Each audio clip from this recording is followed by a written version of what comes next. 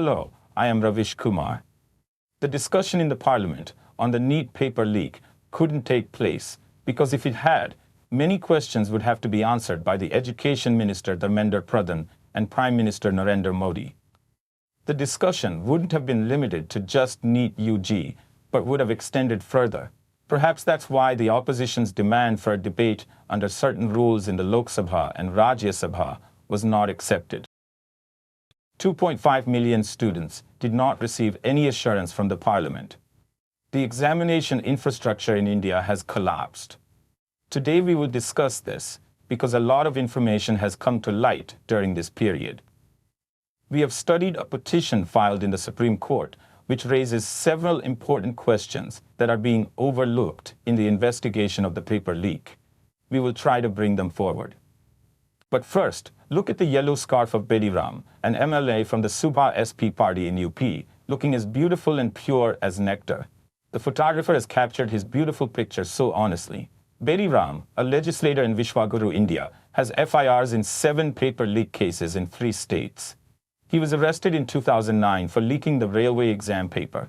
In 2012, he was jailed for leaking the CPMT exam paper. The CBI had arrested him. There is a lot written about him in the media, and a video is also viral where Om Prakash Rajbar is seen saying to contact him after filling the exam form. The arrangement will be made. Rajbar is a minister in the Yogi government and part of the NDA coalition. There are many pictures of him, including one with Amit Shah. In 2020, Bedi Ram became an MLA. Tell me, the Modi government and the Yogi government claim to have made strict laws to prevent paper leaks. But here, a member of their allied party has been arrested twice in paper leak cases and is still moving in the corridors of power as an MLA. It's evident that if the discussion had taken place in the Lok Sabha and Rajya Sabha, the opposition would have raised this issue and asked why no action has been taken against such people so far and why they are being protected. The NRI uncle doesn't know all this. Otherwise, he would start crying over why he didn't flee India before he was born. So you see, there are 2 benefits of paper leaks. You can become a doctor by paying money and then become an MLA with the money earned. As long as Tejasvi Yadav's name was linked to this, the BJP was very active on this issue in Bihar. But as soon as the NEET UG and NTL issues started opening up, the BJP started avoiding the discussion in the parliament. NSUI is aggressively protesting against the paper leak. On June 27th, an FIR was lodged against Varun Chaudhary, the national president of NSUI, because his team had entered the ATA office. The CBI is making arrests in the paper leak case, but the question is, when will NTS be questioned? Rickshaw drivers, principals and students are being arrested, but when will the employees and officers of the National Testing Agency like Pradeep Kumar Joshi be questioned? All Congress allies will fight in this matter. Thousands will be taken to jail. We will all go to jail, then fight until the students get justice. Vidima Rao and Harshan Kheda have filed a petition in the Supreme Court. This petition needs attention. The first question that arises from this petition is that when there is so much controversy over the results, shouldn't the NTS publish the results? Like in the old days, the list of all successful candidates with names and numbers used to be hung outside colleges. On the NTS site, only the names and numbers of the first 100 successful candidates are posted. This scandal came to light by analyzing these 100 candidates. If this had not happened, this scam might not have been discovered. Therefore, in the interest of students, it is necessary to publish the roll numbers and numbers of all successful candidates quickly so that people can analyze them thoroughly. Students and mothers need to know not just who is involved in the paper leak and where they have been caught, but also why solid answers about ranking and grace marks are not being given. The petition filed by Ridhima Rao and Harshan Kheda in the Supreme Court has done a broad analysis of the counseling and results of NEET. Both Ridhima and Harshan are students who took the NEET exam and scored very well, yet they filed the petition under Article 14, questioning that all candidates did not get an equal opportunity. It was said that there is inflation in the ranking. In this country, people are already troubled by inflation, currency conditions, and the weakening of the rupee against the dollar. Now there is talk of inflation in the ranking as well. Between 2021 and 2023, a total of 4,314 students scored between 620 and 720. In 2024, this number jumps to 59,000 in just 1 year, a 6.7% increase. The reasons given by the government so far have not satisfied the parents, such as a larger number of candidates sitting for the exam or an easier syllabus causing higher rankings. The petition says that the number of students scoring between 520 and 620 and 420 and 520 has not increased. If the government's reasons were correct, their numbers should have increased too. Similarly, there has been a 7% drop in the number of students scoring between 320 and 420. If the syllabus was easy, it would have been so for these students too. How did this happen? The petition also states that the percentage increase in the topper category and the decrease in the number of other students is almost the same, which raises suspicion. The petition demands a detailed study of the ranks of students scoring between 320 and 720 in NEET.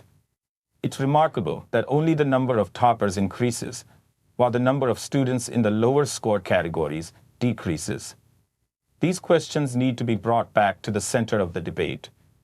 It should be remembered that the CBI is investigating the paper leak case, and solid answers to these questions have not yet been received. 8 toppers come from one center in Haryana. Is this not a paper leak case, but also a paper checking case? It may be related to NTL. Who are these 8 people? What could be their political connections? Why are there no answers to these questions yet? If there had been a debate in the parliament, opposition leader Rahul Gandhi would have raised all these aspects, and the minister would have had to answer. There's another big aspect that NTL should answer. Parents feel that these questions are being ignored in the noise of the paper leak investigation. They suspect that thousands of students have been admitted to NEET UG through the back door this time. The deadline for filling the NEET UG form ended on March 16th. A month later, on April 9th and 10th, whose decision was it to allow forms to be filled for 2 days? During this period, 2,424 students filled the forms. The full list of all these students should be published, showing how many of them were successful and what scores they received. Parents and students suspect that the 2-day window was open to allow 24 and 26 students to fill the forms. Are the successful students among these, and if so, how many? This decision should be investigated, and NTL should provide an answer that parents can trust. Rima Nagarajan of the Times of India wrote that the minutes of the meeting in which this decision was made should be made public. It should be known where the pressure to allow forms to be filled for 2 days came from, whether it was from the ministry or not. NTL students had written that they should be given a chance to fill the forms. Rima Nagarajan had raised the question that how many such students had asked you. The petitioner feels that allowing forms to be filled for 2 days a month later has disrupted the integrity and honesty of the exam. There are also questions in the petition about the grace marks given to 1563 students. They were given a chance to reappear for the exam, which is against the principle of equality of opportunity. On what basis were the grace marks given? The petition demands that the names, centers, and roll numbers of all 1563 students who received grace marks should be published on the NTF website, along with their actual scores before receiving grace marks. Rima Nagarajan raised a question in her report about why there was no public announcement regarding NTS marks before the results were declared. Who made Pradeep Kumar Joshi the head of the committee investigating the grace marks case? How were 563 students selected out of 2.3 million students for grace marks? And why did more than 700 students not appear for the re-exam? How many marks did they get the first time? This question is being avoided. The petition makes it clear that there is a significant lack of transparency. NTS seems to be trying to hide behind the marks, making it appear that they were doing something good for the students, ensuring their well-being, and creating a level playing field. But grace marks have proven to be just a facade.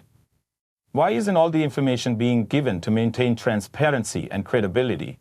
An investigation into this is necessary. It was said that the petitioners' time was wasted during the exam, but they didn't know the rule or provision through which they could apply for grace marks. The incident of distributing wrong question papers did not happen only in Rajya. According to media reports, the petition mentions some examples where the wrong set of question papers was distributed at centers, such as at a center in Savai Madhopur Girls Higher Secondary Model School. Some girls left the center with question papers. On May 5th, a backup set of question papers was distributed at a school in Asifabad, Telangana. After the school complained to NTS, the original set was provided an hour earlier. The petition also states that it is crucial from the perspective of social justice that the exam should be conducted again and the current results should be withdrawn to stop NEET UG counseling. If there had been a discussion in Parliament, many questions would have been answered. The opposition would have asked whether NTL gives contracts to private companies to print or prepare question papers. Is it true that blacklisted companies have also been given contracts? It would also have been asked if NTL is an institution, and if so, why does a private institution use the Ashoka pillar symbol? Is it true that the number of NTS employees and officers conducting nationwide exams is very low? All these questions would have been asked to the government, and everything would have been clear to the public. Perhaps this is why the discussion on NEET was not allowed in Parliament. Otherwise, the government would have accepted the discussion itself. Another news from Vishwaguru, India, the CBI has to investigate another case where allegedly 400,000 fake admissions were shown in Haryana schools between 2014 and 2016. The report in Dainik Bhaskar says that the number was exaggerated to get more money for scholarships, uniforms, and midday meals, and to embezzle it. The CBI has registered 3 FIRs in this case. Before this, the State Vigilance Bureau had been investigating for years. In 2018, the Punjab and Haryana High Court handed over the case to the CBI and ordered the investigation report to be submitted in 3 months. But after 4 years, the FIR was filed. This is how the CBI works. Who will you trust? Even after the court's order, the CBI couldn't resolve this case in 3 months and is still at the FIR stage 4 years later, while the case is from 2014-16. Similarly, the CBI also has cases of NEET UG paper leaks from 2018, 2021, and 2022. Gujarat Congress President Shakti Singh Gohil said in a press conference that students from Maharashtra, Odisha, and Bihar came to take exams in Godhra because their settings were already in place. There are reports of irregularities in the exams from various places. This is the condition of our examination system. Can any student's trust be restored in such an environment? The Deputy Superintendent of Police, under oath, said in a session court how a scam was conducted. Crores of rupees were found during the investigation, and many blank checks were found from the parents of students who took the NEET exam. The Deputy Superintendent of Police, under oath, says that it was a scam involving Maharashtra, Odisha, and Bihar states. When you apply for the NEET exam, you have an option to choose your preferred center. If a center can accommodate 300 students and 500 applications come in, then a computerized draw is conducted to decide which students will go there. The affidavit says that advance money was taken from those with whom the settings were done in Bihar, Odisha, and Maharashtra, and blank checks were taken in advance. They were told to write that they wanted their center to be Jai Jalaram School Gujarati medium while filling out the NEET application.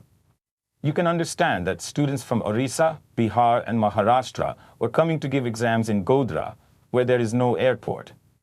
The setting was that their children would get 100% marks in admission in medical colleges, and then the blank checks would be filled with money. You understand that the children were told to tick the answers they were sure of in the paper and leave the rest blank. Our examination system's infrastructure has collapsed administratively and morally. People call such infrastructure a metro tunnel. Leaders feel that if they find a difficult name, the work will also seem difficult.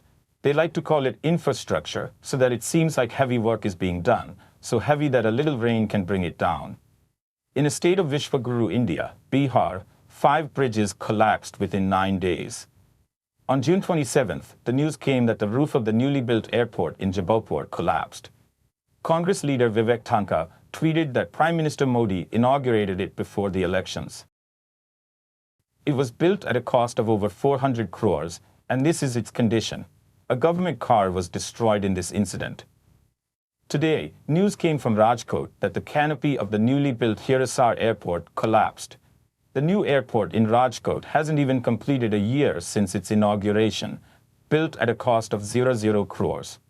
The outer canopy of the capital Delhi's airport terminal collapsed, and several journalists from Gaudiya media started tweeting the same sentence, saying that Terminal 1 was started during the UPA era. They didn't mention that the civil aviation minister at that time, Praful Patel, is now part of the NDA. We simply ask, shouldn't the Modi government have maintained the terminal in 10 years? Those journalists didn't have the courage to write in their posts that the departure terminal was inaugurated by Prime Minister Modi in March. The media was busy saving the Prime Minister's image and forgot that a driver named Ramesh Kumar died while going to work from his home. Will his family be satisfied with the explanation that the part built during Modi's time didn't collapse, but the part built during Manmohan Singh's time did? The government has shown a lot of generosity and humanity by giving a compensation of 2 million rupees. Is this amount sufficient? Ramesh Kumar used to drive a taxi, and his family is now left destitute. The company that manages the airport, GMR, gave the most donations to the BJP from the Electoral Trust. Ramesh Kumar should have received at least 20 million rupees. This example is given so that you can see what a person's life is worth and what the life of students who give exams with hard work and honesty is worth. If you want to see, you can easily see it, but you need to remove the ghost of religion from your mind and eyes and take off your glasses. There is also defamation over the fact that those who chant Ram's name couldn't build a proper Ram path. Is it Ayodhya's Ram path or a 4-lane road that is 13 kilometers long? This video is from the morning of June 29th. The potholes on the roads have been filled, but you will find many reports in the media that many potholes had already formed on Ram path during the first rain. The construction cost of Ram path is reported to be 844 crores. After the news came out in the media, 6 engineers were suspended and a notice was sent to Infracon, a company laying the sewer line from Gujarat. This happened even though Ayodhya's development has been a priority for the Prime Minister and the Chief Minister. It's not just about Ayodhya. A lot of money has been spent in Varanasi as well, but there are also reports of waterlogging during the rain from there. This time, Varanasi's news has been left behind due to Ayodhya, but 2 days ago, there was a report in Bhaskar that waterlogging occurred at 30 places in Varanasi due to rain, and roads sank at 20 places. Since this is the Amrit Call, it won't be appropriate to spoil the enjoyment of Amrit by showing videos of waterlogging in every neighborhood. Various eras have been defined in the world for understanding history, but you won't find a fake era like Amrit Call anywhere else in the world. There's no doubt that the condition of Indian cities is very bad. Smart cities are missing. The Smart City campaign has been going on for 10 years, but are our cities livable? Amrit Kaul has no meaning. Exam papers are leaking. The condition of trains and hospitals is bad, and the tunnel inaugurated by the Prime Minister is also filled with knee-deep water. There's a need to avoid such naming and do concrete work. Namaskar, I am Ravish Kumar.